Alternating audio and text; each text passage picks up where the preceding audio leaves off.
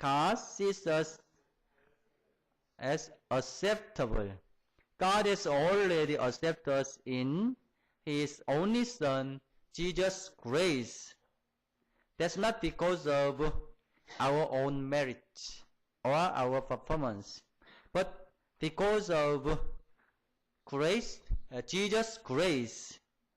He made us acceptable to God, and He gave us the right to be His children. That's number one. Next, number two, let's read.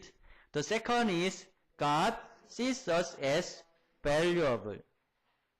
Our honor determines our value, and our honor is God. We belong to God. He made us. He created us. He exchanged His own Son for all of us. The Son of God, Jesus, died for us and saved us.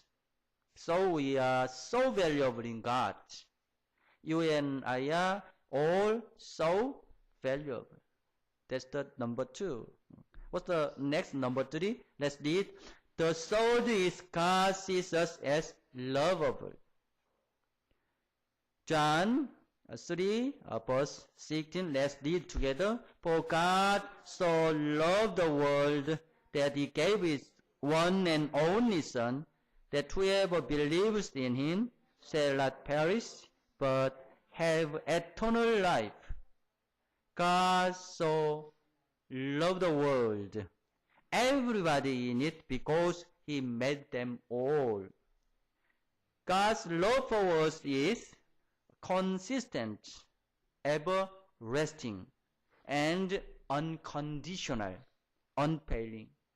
He just says, I love you. What we keep in mind is that God's love is not based on our performance, but on His character. That's the kind of love God has for all of us. Never forget, we are lovable to God. You and I are so lovable in God's eyes. Next, number 4, let's read together. God sees us as forgivable. Romans 8 verse 1, let's read together. There is now no condemnation for those who are in Christ Jesus. The Bible says there is no condemnation when you and I are in Christ Jesus. God doesn't carry grudges. He says instead, I'll not hold it against you. God doesn't rehearse your sins over and over in His mind. God releases it. God forgives it. That's the way God does. Why is that? There are two reasons. Let's read A. God's nature is to forgive. Isaiah 43 verse 25, let's read. Even I, am He who blots out your transgressions for my own sake and remembers your sins no more. He's a forgiving God. It is in His nature to forgive. God doesn't carry grudges. Maybe you might, I might. But God does not hold grudges. Number 2, let's read. Jesus paid for our sins. Ephesians chapter 1 verse 7. Let's read. In Him we have redemption through His blood, the forgiveness of sins in accordance with the riches of God's grace. Jesus paid for my sins and your sins. It keeps going back to what Jesus did on the cross. We are forgiven not based on our performance or what we have done. We are forgiven based on the great grace of God. So, never live in the outside of God's forgiveness from heaven. Instead, be bold to live in the inside of God's forgiveness from heaven. Now, let's talk about today's topic, the last one, the fifth. Let's read 5. God sees us as capable. 2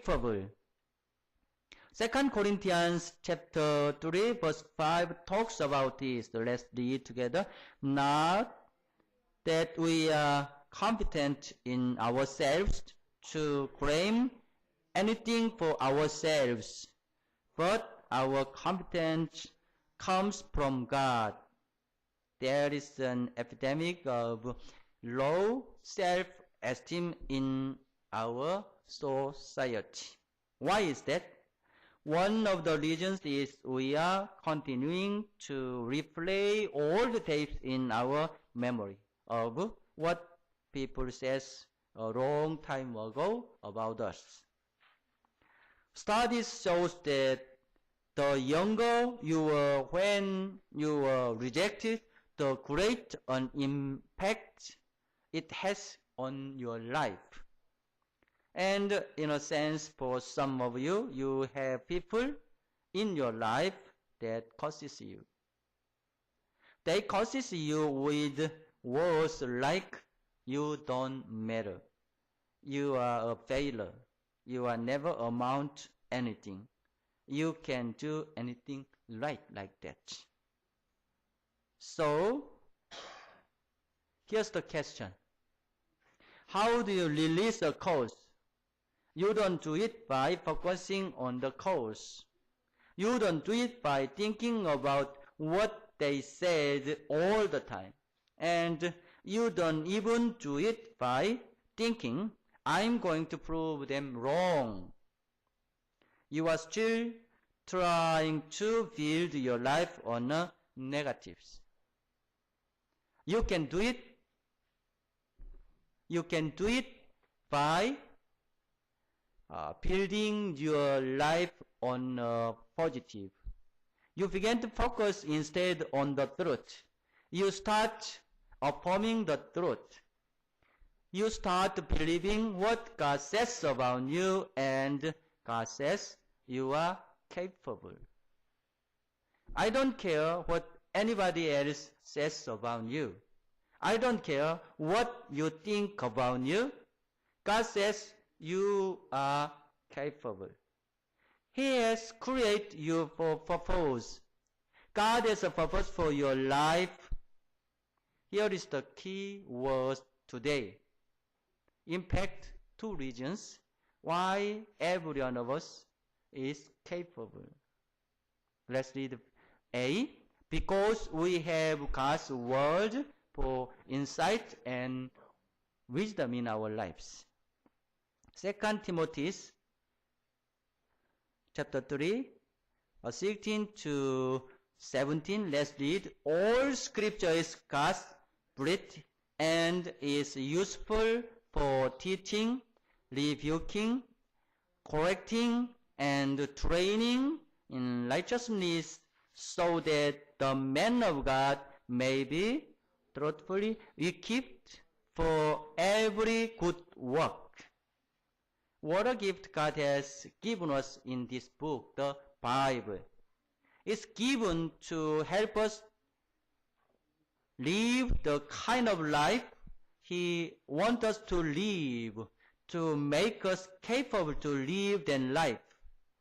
That's an incredible gift, but it's given us an even bigger gift than that. Not only has He given us His word, but He has given His Spirit Himself. Let's read the part. Because He has given us Himself, His Spirit. His Spirit is Himself for our lives. Maybe you've heard people talk about how God sends His Spirit into our lives when we trust Him. That sounds a little strange. What does that mean? That just means that God sends Himself. He gave us His strength, His ability, His insight. He's willing to come into our lives. That's how much He loves us. That's what the Bible is talking about in Philippians chapter 4 verse 13. Let's read together. I can do everything through Him who gives me strength. Through God's word, through Himself, we are capable. Psychologists say that your self-concept, your self-worth is large, determined by what you think the most important person in your life thinks about you. If that's true, I want to highly recommend that you make Jesus Christ the most important person in your life. Because in Christ, He says, you are acceptable, valuable, lovable, forgivable, and you are capable. It really doesn't matter what anybody else think about you. Who are you going to believe?